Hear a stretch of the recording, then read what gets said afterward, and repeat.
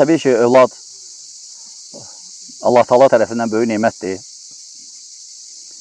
Lakin bəzi məsələlər var, hansı ki, fikir vermək lazımdır. Təbii ki, atanın məsuliyyəti, ananın məsuliyyəti artır.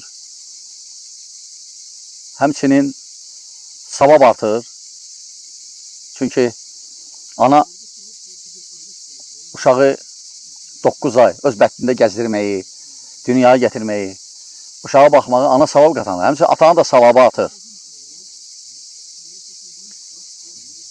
Həmçinin ümumiyyətlə çalışmaq lazımdır ki, övlad çox olsun. Yəni, düzdür, bizə qərb təsir edir bizə, cəmiyyətə.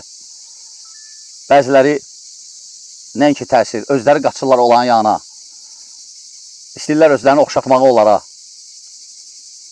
Məsələn, görsən artıq elə fikir yaranır ki, yox, bir dənə uşaq bəsdir. 2 dənə uşaq bəsdir. Bu səhv fikirdir. Bu hamısının qərbin məktəbində təsirlənən adamlardır.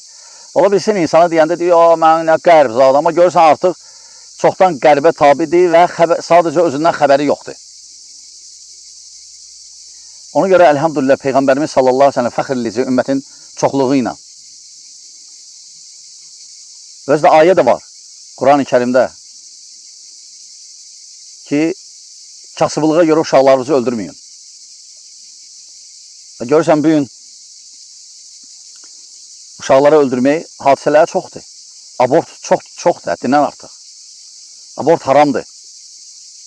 Abort eləmək, uşağı götürmək haramdır. Bəzi hallarda şəriət icazə verib. Əgər uşaq xəstədir,